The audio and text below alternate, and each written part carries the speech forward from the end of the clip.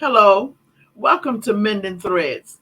This is your safe place and your stronghold for whole body wellness. This is a transformation series, knowing that we all travel a path, a highway to health and living. And today we have with us our own person in the community. Welcome from all over the United States and look, world traveler, educator, physician, and look, also, I heard that he is also a trained minister. I mean, he's an ordained minister. I believe we're going to find out today. So, today, our topic is my diet life, eating to live. Now, we've all struggled with dieting. Maybe we're not dieting. We're going to find out today. So, I'm going to bring on Dr. Floyd Atkins from the Center for Wellness and Healing. Dr. Atkins, how are you? Good morning. How are you doing today? Good morning, good morning, good afternoon. Now, people, make sure you download the app, Culture Vision TV, so you can see us and have ready access to us at 7 p.m. On Tuesday evenings, Central Standard Time. And so I do want to encourage you that. And then Dr. Atkins is a little bit everywhere. He's been traveling around. I'm going to ask him, where is he now? Well, I am actually in Central America right now in Costa Rica. But yeah, I have been traveling, trying to spread the message of health and wellness and doing some expression for myself, trying to find my own path when it comes to health and wellness. I did spend about 4 or 5, well, actually 4 days down in Panama area, Panama, South Central America also. Had a great adventure, was able to meet some people who were into herbal medicine and learn a little Oh, bit more did about you? the plants that are healing and medicinal plants in Central America. And I guess the greatest thing was I went to an island in Panama where it was predominantly Black people who are descendants of I guess, well, their descendants are from Jamaica, and they Ah, have been there many years. They've been there for over 2 centuries, and it's a small island. It only has about about 1,300 people on the island. So it's a small community. They live very meagerly. They live peacefully. They have an excellent quality of life because they don't have the stresses that we have. As a matter of fact, on this island called Bastamentos, there are no cars. I'm You trying to everywhere you write it. go. I'm trying to put it on my little index card so I can remember. So when my friend and I come, but maybe we can also add that to our trip, to get over there some kind of way. But I was going to ask you, is it rural? It's rural, but no, they have paved sidewalks and they walk on. There are even very few bikes there because most people walk. It's a small island. Mhm. But yeah, they have the accommodations. I did have a problem for several days. I didn't have the internet, but it was peaceful not have to worry about the internet or social media or what was going on. I lost complete contact with what was Well, going on in what's this the name? What's the name of the days. little? What's the name of the island? It's the island is called Bastamentos, Bastamentos, Bastamentos, and Uh huh. it's in the city or in the province of Boca del Toro, Bocas, Bocas del Toro, and Bocas del Toro is a province in Panama, and the Bocas means the mouth, del Toro of the bull, mouth of the bull. So that's the Uh Spanish huh. translation for that. So Right. so yeah, had a wonderful time. Met some exciting people, and just had a peaceful trip. So So in terms of the topic, how did they eat any differently? Like, what was the what were the meals, the typical meals like that you engaged in or you saw others eating while you were there? well, again, just because of their location and where they are, there's very little processed foods. Now, I did see some of the younger kids eating snacks like Doritos and drinking sodas, but in general, people eat, they grow, I guess, unique about this island is that it's self-sustainable. They grow their own produce there. They have their own ecosystem, so they don't have to go anyplace else to import things. So they cook the beans and rice. They cook some. They eat salad greens. They do eat a large amount of fish as one of the main ingredients because they're an island. They're big area for fish. And they have their own kind of potato that they eat there. I forgot the name of it. It's slipping me at the moment. But it's a simple diet. And even if they eat breads, they make their own breads. Everything is made by hand. So the whole idea of processed food or store-bought food is not something they do. So that was really interesting. Their beans and rice, their plantain, their either their chicken or their fish is their main course that they eat, and sometimes their potatoes. Oh, that is good. Now, see, that's what I'm talking about right there. See, that's what I'm talking about. It's not a lot of sugar in their diet. They drink water the majority of the time, or they drink lemonades, or they drink their local. They call them smoothies, but actually what they do is mix fruits, like whether it's a orange juice or lemon juice, or mix a papaya, or mix a mango with water and ice. And that's what they call a smoothie. We're used to having, some kind of protein powder shake or coconut milk in our smoothies, but they don't do that. And they taste fantastic. I didn't know how good a smoothie could taste, but just made with water and ice and the fruit. Oh, yes, it is. They on the East Coast, God, I can't think of what they call it. It's not an icy. It's something, and I miss it so much. It's nothing but fruit juice, and you can feel pieces of fruit in it, and it's smooth ice and whatever like that. Yes. So that was an exciting adventure. So that is good. So I wished I had that experience with you while you were there. I wished I could have been tasting and whatever. So I just can't wait to get over there. So I'm taking off stuff this summer, and I'm getting me a few weeks in there to try that. But that is interesting. So I wanted to follow up because I've had some health challenges, and I had not ever been sick. Like I was sick a little bit in the 20s. When I was in my 20s, had colds or something. But and then so after that, so now what I know is that I knew it in my head. I knew it in my head that that you needed to eat certain kinds of things. And but the thing is that evidently you need to know more things about yourself when you're choosing your food. So I wanted to see if you could talk a little bit about that. Is there a personal? So I want to talk a little bit about the diet life and how that is personalized for an individual too. Later on, you know what I mean? What does the person need to ask themselves? That's the question I want to know. So you'll know. That's the question. Okay, well, I have those answers for you, and that's one reason I want to know.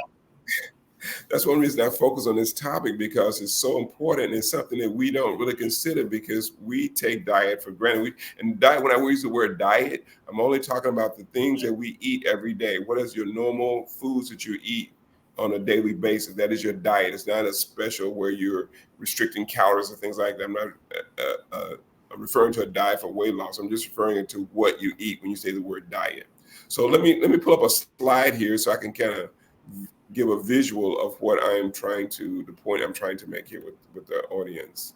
And this is, let me know where you can see the slide here. Okay. You can see it. It says My Diet Life, Eating to Live. Yes, I do. And the whole point is that we have to have a life. We have a family life, which is dependent on, spending time with our family, friends, relatives. We have a social life, which is things we do where we go to plays and movies and theaters and events. We have a work life, a workplace we go to every day, and we interact with people around us. We have a sex life that people don't always talk about, but it's important as far as wholeness. And also we have a diet life, and the diet life is basically a culmination of what we eat every day. And the diet life to me is one of the most important lives that we need to focus on and develop and have a criteria. In our family life, we have the grandparents we'll go see, we have the grandkids we'll go see, we have cousins and relatives and friends, and we all know who everybody is and how their relationships deal with each other. And the social life the same way. We know some people love to go plays or love to go to opera and theater. Some people love to go to sporting events. Yes. Work life, is based on the kind of work you do, and how some people are hard workers, like to work all the time. Some people like to have shorter work weeks or work from home, but you have a criteria or balance you set up to be able to accomplish that. But in our diet life, we don't even think about what that means, or we don't even think about what do I eat, when do I eat, how do I eat, what should I eat, what should I drink, and people just kind of follow it as it goes. But I want to give you a little bit of statistics here to get people to understand about the diet life. And this is a graphic here. It says the difference between two people is what they eat. The main difference between people is what they eat, because you are what you eat. So whatever you're eating is your makeup. So it shows that the gentleman on your left, if you look at the screen, is a gentleman, and the graphic shows him that he has processed food and hot dogs and potato chip bags and bolognas and donuts and things as a part of his body. But that's a person who eats mostly refined foods. 45% of their calories come from fat. 42 teaspoons of sugar intake daily. Very powerful appetite stimulant. So that'll stimulate you to eat more than you normally would eat. 4 times heart attacks, 4 times more diabetes, more arthritis, more sleep disorders, more depression, more cancer, more doctor visits, more allergies, requires 100 miles of new blood vessels per pound of fat, more foot problems, more gout, and a shorter life expectancy. So when you're eating a diet that's mostly highly refined foods or highly processed foods, it directly affects your overall health. And these are the ways that have been documented for many years of how it affects your overall health. Now we compare that to the gentleman on the right that shows his body, which is made of basically of fruits and vegetables, is basically all you see, but very little foods that you won't recognize if you put it in front of you. And it says eats fruits and vegetables, whole grains, and legumes, which are beans. And the benefits are you have more self-acceptance because you feel better about yourself when you're eating that way, and your body image is maybe closer to what you would like for it to be. Fewer accidents, longer average lifespan, less heartburn, high energy levels, increased virility in men. And all of this is just emphasizes that you don't see any diagnoses or conditions that lead to poor health on the gentleman on the right, because you're really eating the things that your body requires to maintain optimal health. And that's the way we want to think of it, that everything we eat, when we pick it up with our hands and put it into our mouths, it has to have a health benefit. And we have to coordinate how we do those things, when we eat, how we eat. So this is a short little survey I always give people. It's called a nutritional assessment, but it's your attitude about food. And so number one, we ask ourselves, I just listed these 6 questions here just as a starting point. How many meals do we eat each day? We write that down. And some people, if they are honest about it, they'll be surprised. Maybe they eat, maybe 1 meal a day, 2 meals a day. Maybe some people eat 6 meals a day. And that includes snacks. What is your favorite vegetable or fruit? Some people will say, I don't have a favorite vegetable, or I don't have a favorite fruit, or they don't like vegetables, or they don't like fruits. And that's a problem that we have to assess, because you cannot determine that you don't like things that are healthy for you, that are a necessity for good health. If you want to stay optimal health, you have to get the vitamins, the minerals, the antioxidants that you need from eating vegetables and fruits to sustain. And so maybe they have to, even if they didn't like vegetables, they'd have to look at how could I prepare the vegetables so that I could, Right. And understand that they have to choose a vegetable. They have to have something to include in their diet. That because people don't think about why they just say I don't eat it, but what do you replace that with, or how do you make up for the losses you get from not eating vegetables? Yes. So, and we don't think about it as a part of our diet life. Our diet life has to include fruits and vegetables. What is your favorite beverages?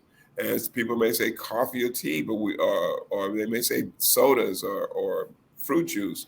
But you have to look at the impact of those things that are your favorite vegetables. But it gets a person a way to look at what they're putting into their bodies and assess whether it's good or bad, it's positive or negative, it has a benefit or no benefit at all. And And that's the a good question, of word course, that you're saying is yes, sometimes we don't think about something when we go to eat, as you say, when we pick up something to put in our mouth, we don't think of how that's actually benefiting us. You yes, see, how exactly. we're just eating it. Hmm. Yeah, and just to repeat that, I'm just trying to emphasize to people that you have to have a plan. You have to think about those things. You have to have an Hmm. idea or a plan or some guideline to go by when you drink beverages, when you eat foods, and those kind of things. So you And you, shared something with me a few years, hmm well, quite a few years ago. You shared uh-huh, we were doing something with the Center for Wellness and Healing, and you had me drinking um, cabbage juice, uh-huh, and we were doing. I don't know if you remember that back then, but one time. So listen, that's when I found out that I really liked cabbage, and I loved chow chow. yes, I loved sauerkraut. So I yes, really got into the cabbage thing during yes. that period of time. Hmm. And so, when we eat foods like that, our body loves it, and we tend to like it because your body's saying, "This is what I need. This is what I like." And so then it in turn makes you feel better. The cabbage, the fermented foods like the kimchi and the sauerkraut, they enhance your microbiome or your gut flora, which is stimulates your immune system, which also Hmm. makes digestion better. It does so many things so you feel better. It decreases inflammation in your body. And all those things that happen are positive effects that it have. So we tend to like those things. So Hmm. yes, you like it because your body likes it. Number 5 says, how often do you eat out? Or how often do you prepare food at home? And that is a question that we have to ask because in general, when we eat out, we tend to have no control over the things we put into our body. We have to eat what has been prepared for us. So whether they use artificial flavors or artificial sugars or preservatives or chemicals or it's genetically modified food or whether it is foods that's been processed in a way that then it has very little nutritional value, we're at the mercy of the person who prepared the food. And most restaurants and food prepare foods for their convenience. They want them to taste good, so they might do things to enhance the flavor of foods, which may make the food taste better, but it doesn't enhance our overall health. So we have to, look at that time, how often you eat out, because you're putting yourself at risk when you do that, unless you know exactly how the food's prepared, where it was prepared, and who prepared it. And then eating at home, again, answering that question tells you that you have control over your diet. You have control over what you eat because you can actually choose the foods. You can choose how you prepare the food and when you eat it. And many of us don't know that when we're eating out, it seems that it's something that I'm noticing that they're putting in there for either salt or something. So my Yes, feet were not swelling yes, until my little refrigerator was empty after I was ill. So I said, okay, let me order these meals that are from these restaurants, and then because my energy level was kind of low. So now listen to hmm this. So I ordered these meals so I could have a prepared meal, because my yes. that I didn't have to. I want you to know my feet had not been swollen. My feet was swollen all that week, and it's just barely going down now. Wow. So whatever Yeah. they put, whatever was in the food, hmm I guess a salt or whatever they put in there is something that they put in there that actually affects your body some kind of way. Yes. Uh Well, huh. and it's two things. I want to point out two things. That's an excellent observation you just made, because just eating prepared foods in the food industry, when they prepare foods, the number one salt they put in them is sodium chloride. That's a table Uh-huh. salt, the one table salt to cook the food because it gives flavor to food. And then also in most of the foods they will have MSG, monosodium glutamate, which is Yes. another food enhancer, flavor enhancer, but it has some toxic effects on your body. Mm-hmm. Now, you hear people talking about Himalayan pink salt as a way, as a option to table salt. Table salt is sodium chloride. In the Himalayan pink salt, you have what we call magnesium chloride and potassium chloride, two different salts. It doesn't taste as salty as table salt. It doesn't raise blood pressure the same as sodium chloride does. Sodium chloride, that's why doctors say if you have blood pressure issues, you want to stay off of the sodium chloride because it will be an issue. It will cause increased blood pressure. You have the increased swelling. The more salt you have in the body, the more you're going to hold water, and water is you become dependent of it settling in your feet when you stand and walk. So you can see that difference happening right away. So one thing to look at is that if you had to prepare your food at home, you could use the Himalayan pink salt, which has a less of an effect. You have to still be careful about how you use salt, but it has less of an effect, and you may not see that swelling issue that you see with Yes, the yes. chloride. Mm-hmm. Just little things like that makes a big difference in your overall health. So, and people need to be more aware of this because some people feet will swell and they don't connect that new food that we're eating or that new diet or something they ate differently with their health condition or their new Right. symptoms.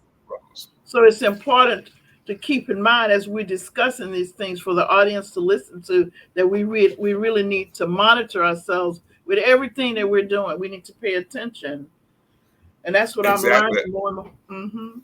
That's a part of your diet life that you can make a diary. You can say, well, I ate, today, yeah, I'm gonna do a diary for a week or a month, and I'm gonna write down what I eat for breakfast, lunch, and dinner, what snacks I have, and I'm gonna write down every day and just make a diary. And then at the end of the month, you look back, or at the end of the week, you look back and says, well, how did I feel on Monday and Tuesday? Was I sluggish? Did I have fatigue? What was my energy That's levels right. like? Did I Mm-hmm. have mental confusion? When I didn't drink enough water, how did I feel? When I drank too much water, or when I ate out, I went out to a birthday party and we ate, at Papa Do's, and we had all the fried foods. And how did I feel the next day? Were my feet swollen? Did I have a headache? Those kind of things. And people don't usually correlate those issues, but it's a good way to do that. That's a part of our diet life to have a And even have a. and you are right on, Dr. Atkins, and even including I had guests Sunday. Uh-huh. And they brought over nice, good food and stuff, really nice. And I'm gonna buy that stuff too. They brought this wonderful. They made a kale salad, but they used another salad to add to it to make it. It Uh-huh. was like a kale salad with cranberries. I see. Yes. Uh Yes. huh. And it was really nice. And they put stuff in it like, like mushrooms, and they had different kinds of stuff in there.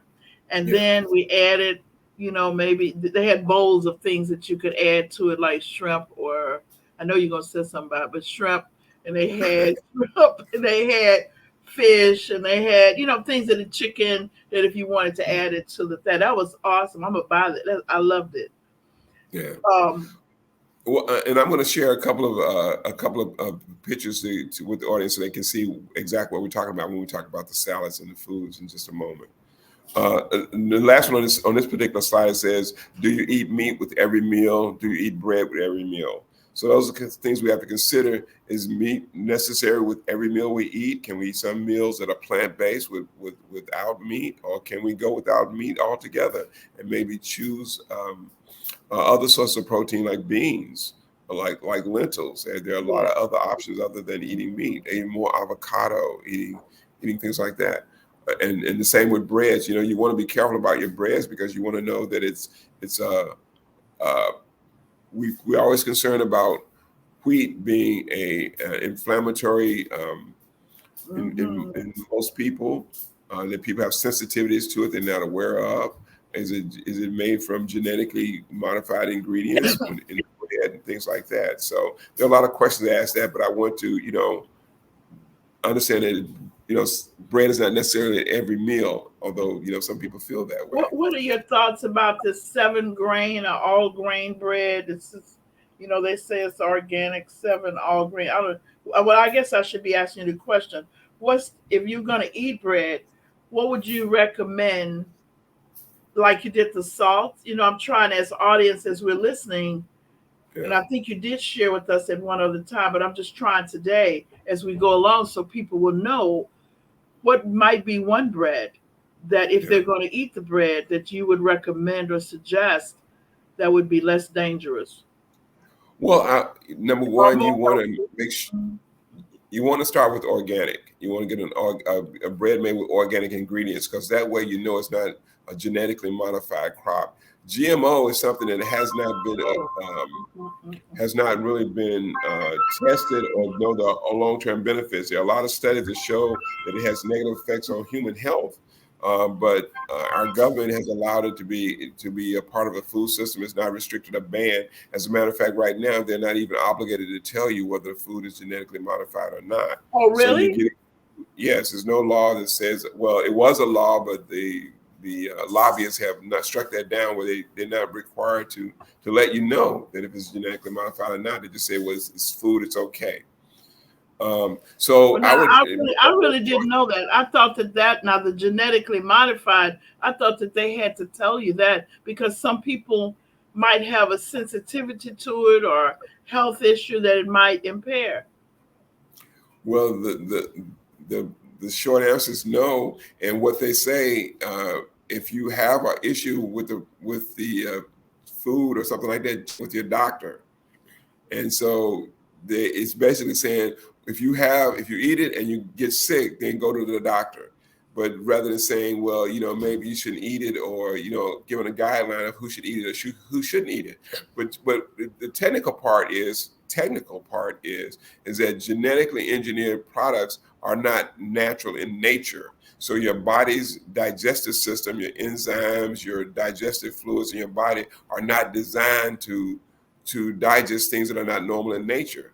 So you eat it, you don't digest it properly, it goes in your system. Mhm. It can cause things like gut irritability, it can cause gastric reflux, it can cause irritable bowel syndrome, all these names we have for foods that don't digest well. And then it ends up what we call leaky gut, where it kind of breaks down the lining of your intestines, and therefore you start getting food particles and food debris that's not properly broken down, and they tend to cause inflammation throughout your body. And the inflammation can be in the form of autoimmune disease. It can be in the form of arthritis or joint pain. It can be in many, many forms. So we have to really be careful about genetically engineered crops. And there are plenty of studies. It's not Dr. Floyd saying this. There's plenty of research about it in many books on the hazards or the negative side effects of genetically modified crops. So my first choice with the bread is number one, organic. And organic is not any special term other than it means that it's natural in nature. It hasn't been changed or altered in any way. So you want all the foods you eat to be natural, not altered or hybrids in any way. Um, and then number two, with bread, you want to it's better to get a sprouted grain bread rather than just a whole grain bread. At one time, the industry was pushing whole grain, whole grain, whole grain, get whole grain, that's healthier. But a grain, again, a whole grain is a starch. And when you starch, it converts to sugar. So people who are sugar sensitive or prone to diabetes or have family history of diabetes, that starch on a daily basis can be a trigger for things like diabetes. It can be a trigger for high cholesterol levels. And we see that high Mhm. cholesterol medication is one of the most, that's the number one prescribed drug in healthcare is statin drugs. Nothing is prescribed more than statin Mhm. drugs for any other health condition. And that goes back to high cholesterol. And starches and sugars is the number one stimulant of high cholesterol. It's not eating fried foods. Fried food has a big impact, but the number one cause of high cholesterol is your sugars and your starches.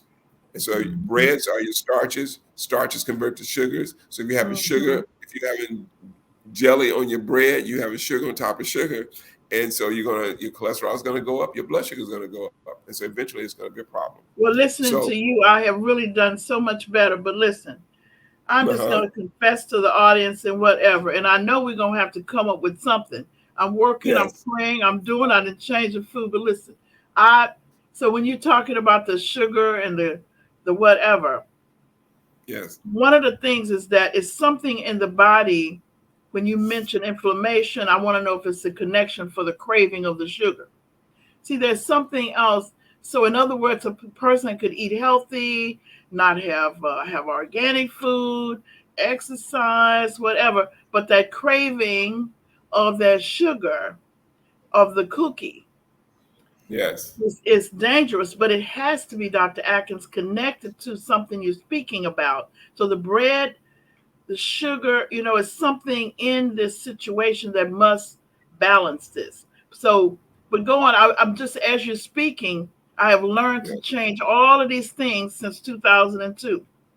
But, but Well, the connection, the way you change things is that the more you eat a natural or raw plant-based diet, I always advocate people at least 50% raw. If you're eating cooked foods, fruits and vegetables, you want to be at least 50% raw, because the more raw fruits and vegetables you eat, the more you can kind of dial back on that craving for sugar, because the sugar, again, it affects the dopamine centers in your brain. It makes you want it, just like a person wants a drug. A lot of researchers have already said that if sugar were not legal on the market today, it would be a class unscheduled drug that you need a prescription to get sugar because of the biological effect it has on your body. So, so we have to break the sugar addiction by eating Mhm. things like sweet potato, because you can fulfill the sugar, but you don't get the same sugar content. You don't get the same. It doesn't raise your glycemic level the same way. Yes, You yes. eat some fruits. You can eat the low glycemic fruits like your berries and your blueberries, your blackberries, your strawberries. You can make desserts with those, as opposed to having cakes and cookies and pies, which are anywhere from 50 to 90% sugar, depending on what dessert you're having. And the more you eat that, the more it affects that area of your brain that wants you to have more and more and more. It And develops that more and more and craving. more. Yes. One big aspect of the detox program that we do by putting people on an 80% raw plant-based diet for the 6 weeks is that it takes about 2 weeks, about 14 days, to break that sugar addiction and craving that people have for, I need some dessert after I eat. I just need something sweet, just a little something sweet, or they want to have a sweet tea or sweet drink with their meal. But Hmm. that's an addictive behavior, and it's a psychological addiction and a physiological addiction that people are experiencing when they want that. Well, So I can't wait to start mine. I tell you, I'm all anxious, and I got some compadres. Hmm. yeah, and the sugar, again, causes inflammation. The biggest I guess reward that people see when they cut back on the sugar is that, number one, they don't have joint pain or inflammation. They just feel younger again. That's one a way a lot of people describe it. Right. More Feeling energetic. old means I'm feeling Hmm. a hard time getting out of bed. It hurts when I roll over. It takes me 5 to 10 minutes or 30 minutes in the morning to get going. That's because you have to work all that inflammatory, that lactic acid out of your body before you can get going. Your joints have to move. But when you're in that plant-based diet, you don't have that experience. It's a totally Yeah, different experience. that's true. So, That's true. Hmm. so the slide I have here, I want to just go down this list for people to understand, is that Okay. we want to eat chemical free. Now, I use the word organic. Organic means it hadn't been treated or hadn't been processed in any way. It's in its natural form. But even foods that are like an apple, you want to eat it chemical free, something that hasn't been sprayed with pesticides or sprayed with chemicals or sprayed with insecticides or been herbicides or those kind of things. So we're eating that way. We don't, because when you eat food conventional, you're eating all those pesticides, you're eating all those chemicals. And if the insecticide will kill an insect, it's a neurotoxin. Then it still will have effect on your neurological system the same way it does an insect. But rather than killing us, we might have memory loss, we might have nervousness, we might have anxiety, we might have these psychological, Hmm. neuropsychological changes that we think that we don't consider, and we end up going to our psychiatrist or going to our doctor saying, I need some medication to relax. I need some anxiety medicine. I need these things, and it goes back to what we put into our bodies. And Something in then our and diet. then what I'm noticing, they go and Mhm. get the medication. I can't say that. I guess in the extreme situations they do need it, but then I have so many patients then go back because they need to go get medication to help them because the other medication has gotten them to have tremors. Now they have to Yes, go and get medication to stop the tremors. And then, yes, it's just like that. And so I think what you're saying is so yes, important. And most people are not talking about how to integrate this with people here who are even on or using medication. So the yes. food is medicine, you see. Hmm. Yes, and people have to understand that the medication is designed to eliminate one symptom. So if you have a symptom of anxiety, you take a medication for that. It'll eliminate that one symptom, but it might create 10 other symptoms. And also, so you have to deal with other things. But if you want to really get to the underlying cause, what caused the first symptom in the first place? And everything that happens in our body goes back to our diet, what we pick up with our hands and put it into our mouth, what we drink, what we put onto our skin. All those things will be the determining factor of who we are as a person, how we feel, how we live, our wellness walk. Um, you want to be sure that you don't use artificial food additives. So if it says Hmm. artificial flavors and artificial colors, a lot of foods we see have natural and artificial flavors. And I don't know what a natural flavor is because it should be whatever that food is. And then artificial flavor, I have no idea what that is. But anytime it says artificial, you can believe it's from a chemical source. And most chemicals that's in our foods are petroleum-based chemicals. It's a Oh, petrochemical. wow. It's a tar-based compound because those I are mean, the I chemicals know that they that, but when you said that, I think about I saw a bottle of artificial vanilla flavor, and I was just like, okay, then. So what you just said was, when you said that, I was thinking that bottle yeah, I saw. I wonder what was that artificial yeah. vanilla flavoring. So if it's artificial, first of all, it's not vanilla flavoring. That's So right. if it's not vanilla flavor, what it is, and it didn't come from a plant, if it's artificial, it's not Right. something that came out of nature. It's something that was created by man. It was created through a Right. chemical Right. process. Almost all the chemicals that we use in food industry and in general are petroleum based. Are come out of the ground. They come out of our petroleum base, and they clean it up and they put it in food and say it's okay, but it's not okay. Chemical ripening. A lot of the time we buy bananas or foods that are green. They pick them early to get them to the store on time, but they use Hmm. chemical process to ripen the food rapidly. So you're eating food that may look ripe, but it didn't ripe properly on the vine, and so you don't get the nutritional value. Number Hmm. one, food Hmm. irradiation. Back in the 1980s, they started irradiating food with ultraviolet radiation to kill bacteria, um, and molds and funguses on food, which seems like a good thing. But again, you get a small dose of the residue from radiation on the food. People don't Right. talk about that, but it's actually you got radiation residues. Genetically modified ingredients. We talked about GMO. That means that the food, the structure of the food has changed. To give you an example of what genetically modified food would look like, it's just take for a person who has a microwave and they put scrambled eggs and put it in the microwave, and instead of leaving it in there for 1 minute, they leave it there for 5 minutes. And they take those eggs out, and those eggs are like rubber. Or if you put bread in a microwave, you leave it there too long, the bread becomes so hard and so it's like trying to tear plastic because the chemical structure of the food has changed. It's in a form where it's not digestible anymore. And that's what genetically modified is also. It's in a different genetic structure that our body really can't access, and it doesn't do us any Hmm. I was trying to benefit. think of that cookie No when pesticides, no herbicides. when you eat out at the Asian restaurant. They give you this cookie thing. Oh yeah, the fortune cookie. Okay, the fortune cookie. So one day, the fortune cookie got wet, and I was looking at this. The fortune cookie was like paper. Yes. So people are eating the. I don't know what it's made of, but it's not. It's something like it felt like a fiber, like a piece of paper. Once it got wet and it was there, and that was the cookie, but it wasn't like a real cookie when you broke Well, it. So and you're absolutely right. And that you just stimulated. I'm going to investigate and see how they make fortune cookies and what they're made of. Because yeah, yeah, it's not a food source that we should really be eating, but it's a invented product that they make. I don't know if it's out of I always say leftover foods or food byproducts. People have I don't know leftovers. They what make it could things be, like but it's not. Mm-mm, it's not. It's something that looked like could be edible. And I was thinking when I was younger that I had eaten some of those. Yeah. Oh yeah, and I'm in that same club. I've eaten them before too. I used to love to. When I was younger, I was always eat the fortune cookie. But as I got older, I would read the fortune. But the cookie, I said, I don't want to eat that because it just never tasted good. It wasn't anything you wanted to eat. So you just break the cookie open and get the fortune out. And maybe it was intended to only to get the message out of the cookie. It may have been never intended to be eaten. But Maybe somehow we not. decided it Well, was they food. shouldn't have called it a cookie. That's why, that's why they call it cookie to get your attention because they know that it's a psychological trigger. It's a That's cookie. right. So I made So some cookies.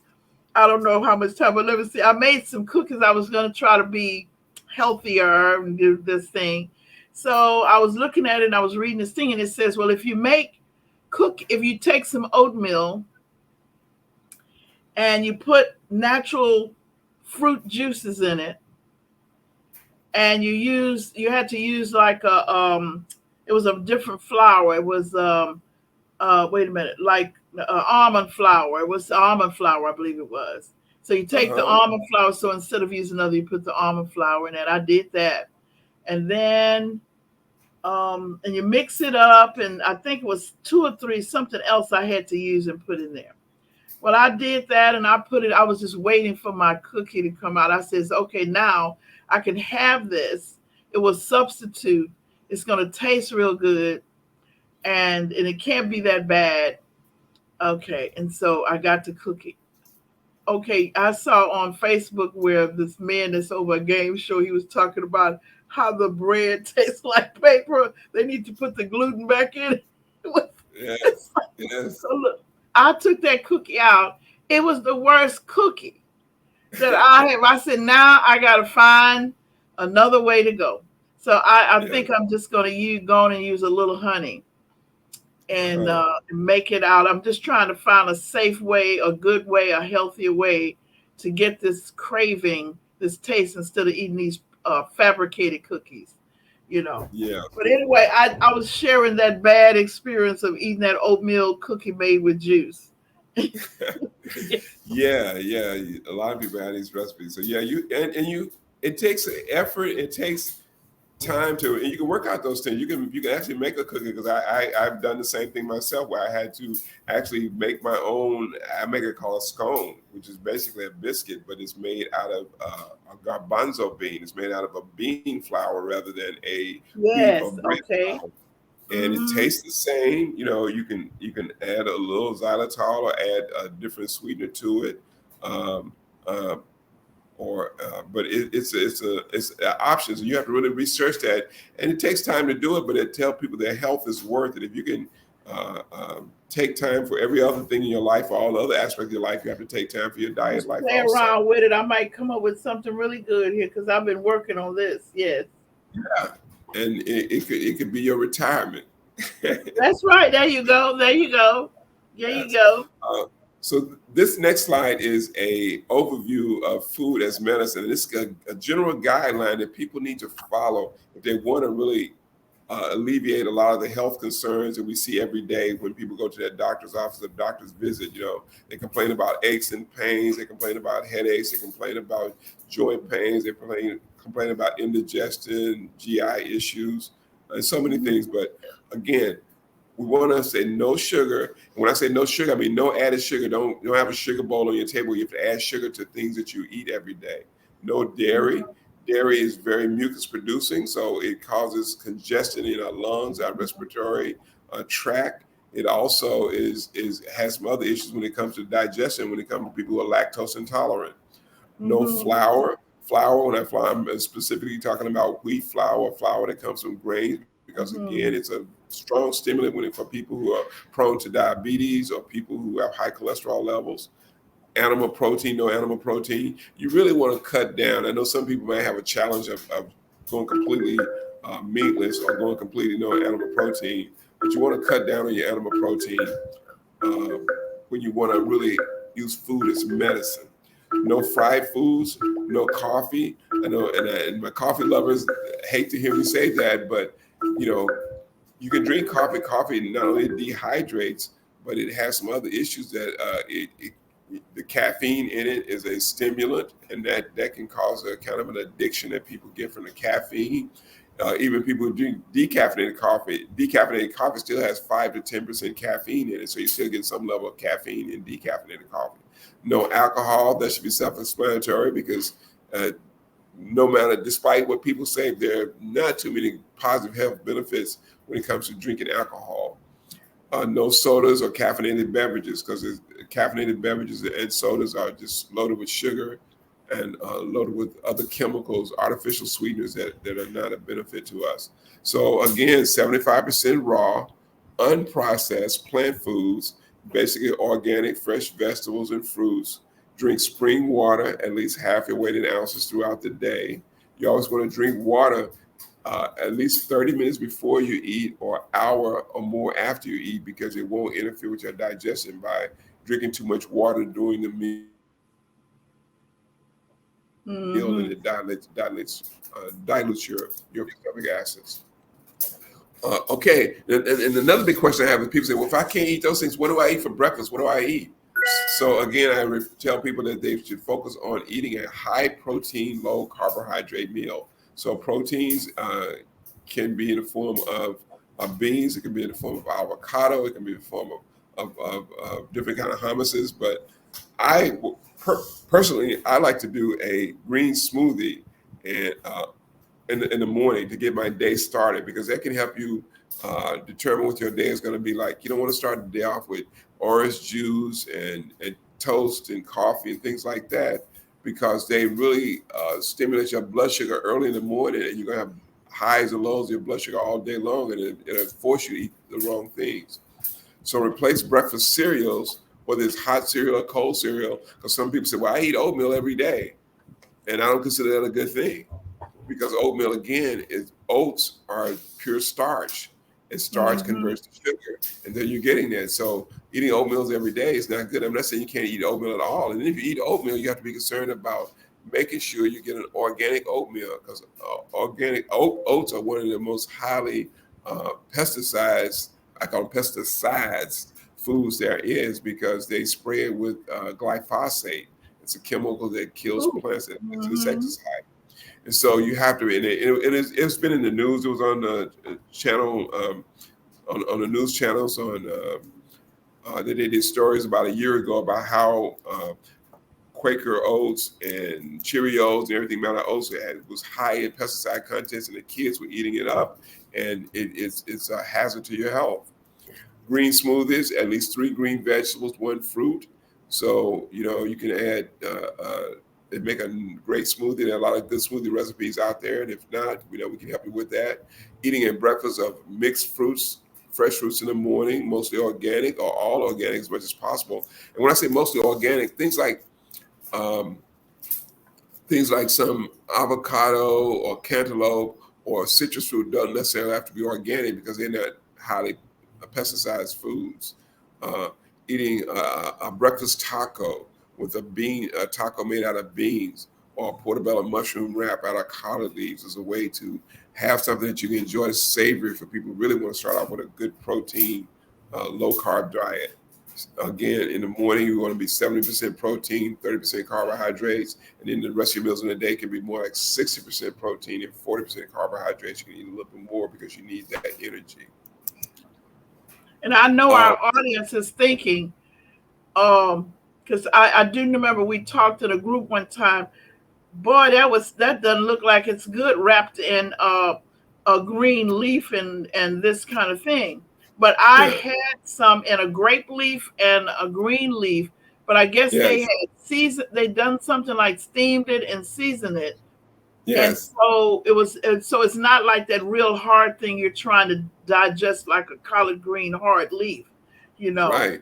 Hmm. Yeah, some of the collard wraps, they lightly steam them, but yeah, you can season them with things like I use coconut aminos. It's an amino made from coconuts rather than aminos made from soy, and you can season it. It has great flavor, and because when you're eating raw, it's all about the seasoning and flavors. You have to learn how to do that. It's not hard to do, but once you get it, it's a whole different world. You won't even want any meat anymore. That's hard for maybe some people to believe, but you won't. That's right. Uh, Well, no, I Learning how know to make now. Mhm. learning how to make your lentils, or making hummus. We make hummus. We have our garbanzo beans. You can cook them for a few minutes. Sometimes you make a raw hummus where you just soak your beans overnight. Sometimes you can cook them and you put them in a food processor, blend it up, add your cumin, add your lemon juice, add your other cilantro, other spice you want to add to, and make a great hummus. And it's Well, wonderful. maybe on one of your shows, after you do your webinar, Mhm. you can maybe that would be part of the group, or either we could show a sample on the show so that they and make one thing, Yeah. like show how you can do that. Yes, I think that would be a great idea because the visuals always work for people. That's right. That's And, right. Uh-huh. And yeah, I think it also, for me, it helps me to see the reality of making it making what I can eat. It's when they talk about making changes, pre-contemplation, yeah, contemplation, and that when you do that, you're moving through the steps when you can actually see that you can make your own, like you shared with us how we made you did dried something in the office. You had a dried something and it tastes like a chip. And oh after yeah, you did that, then they started eating that and doing it. And I think there was one lady who had a family of like 4 or 5 children who came, and all of their children loved it. And now they eat that kind of lightly seasoned when they're doing instead a dip with a dip instead of. yes. Mm-hmm, Yeah, getting a dehydrator or even using your oven to dehydrate some fruits and some vegetables. You can make mm-hmm, great chips with dehydrated sweet potato. You can make a dehydrated mango and different chips and use it as a dip. You can use it as a snack food too, which is much healthier than buying things like Snicker bars or candy bars that are just full of sugar, and mm-hmm. they're full of sugar because they want to create an addiction. So when you go back, you go straight to Snicker bars because of the way it makes you feel. Um, Okay. so yeah, so this is lesson. Another thing I want to suggest to people is that they use nut butters. Like people love peanut butter, Peter Pan, but peanuts are a good source of. I mean, nuts are a good source of protein, and they're also filling, have good fiber. Also, we don't recommend doing peanuts because out of all the nuts, the almonds, the walnuts, the cashew, pistachios, peanuts are not a nut, but we classify them as peanut. A peanut is actually a tuber or a root plant because nuts grow in trees, almond trees, walnuts trees, cashews, Mm-hmm. pistachios, they all grow in trees. But peanuts grow in the ground. They're the roots of a plant. And they actually in the potato family, a tuber.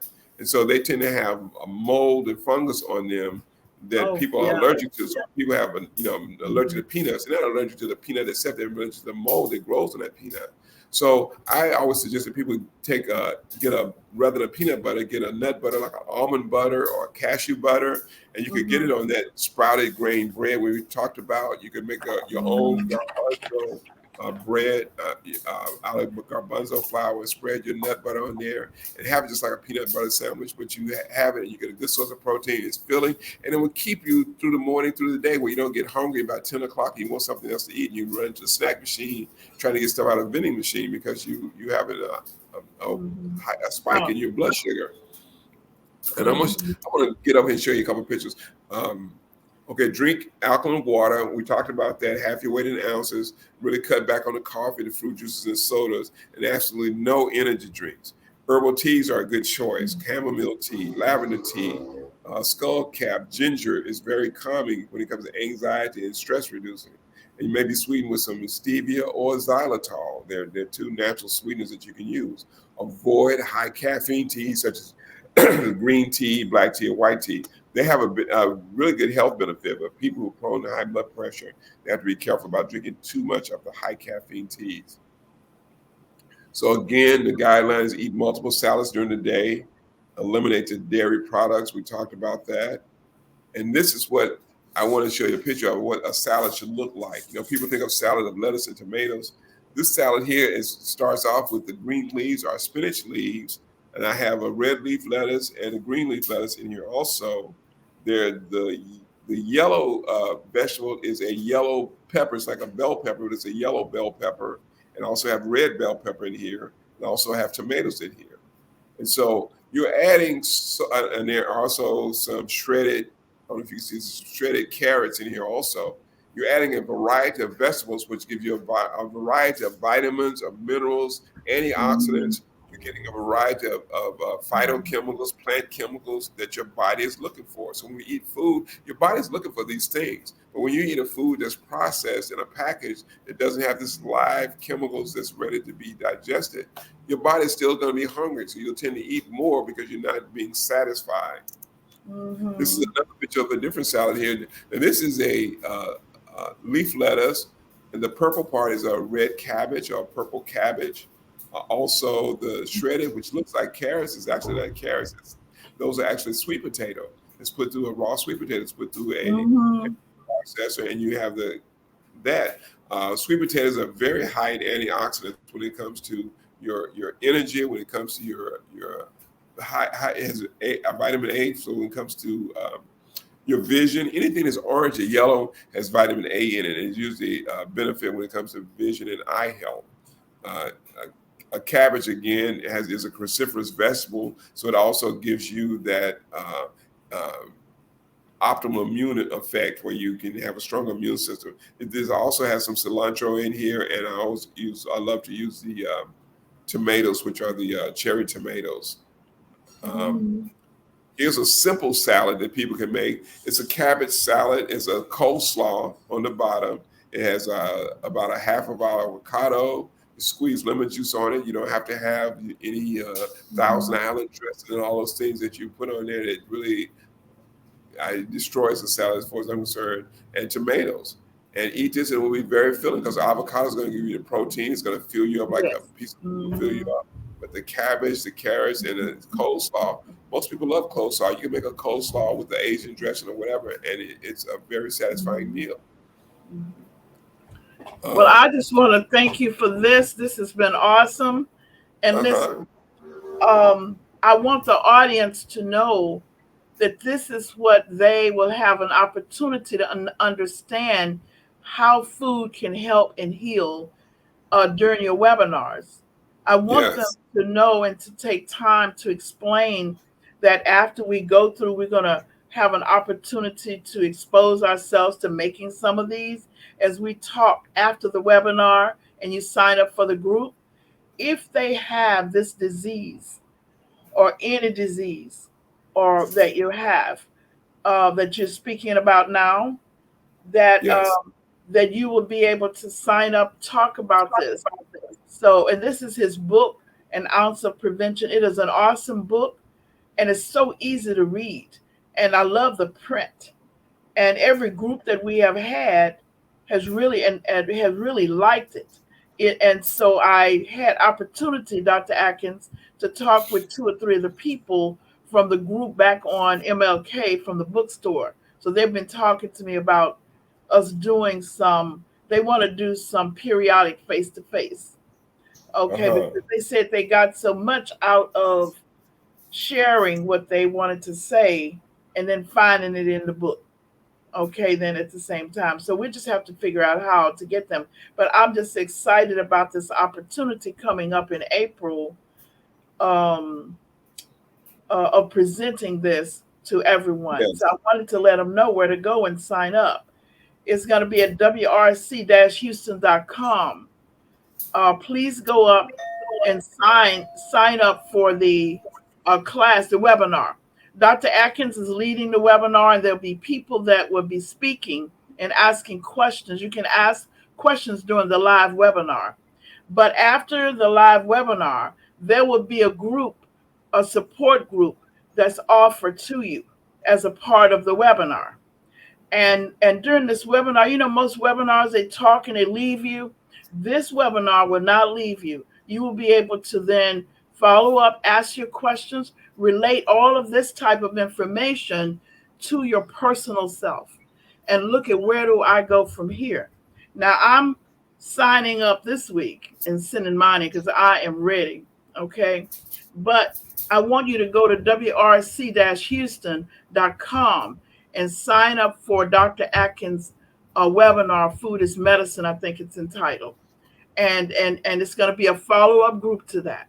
Okay, I'm excited about it, Dr. Atkins. I know they told us our time was about ending, but I just want to say that you are the doctor as far as I'm saying. You know, my mother years ago used to say you were the doctor.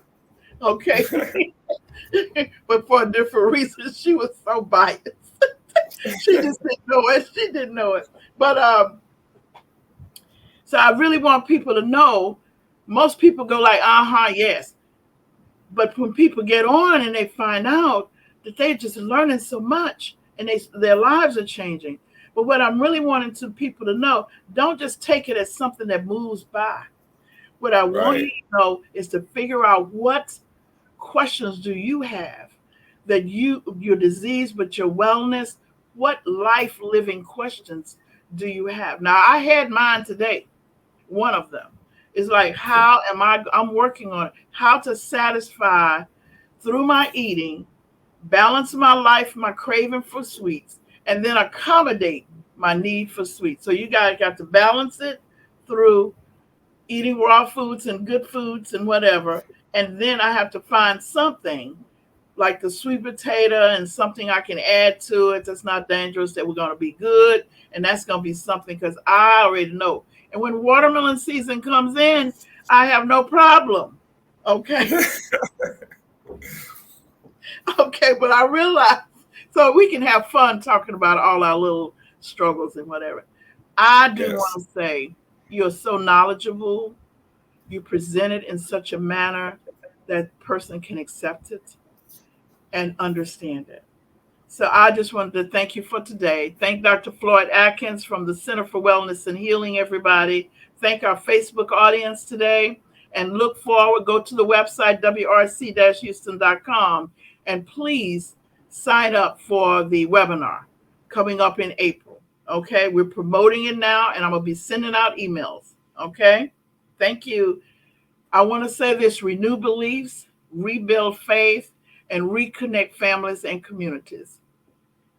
For it's not the circumstances we meet, it is the manner in which we respond that determines health, happiness, and success. So I thank you, and I'll see you, God willing, next week, same time, same place, same station. Thank you now. Thank you again. Bye bye.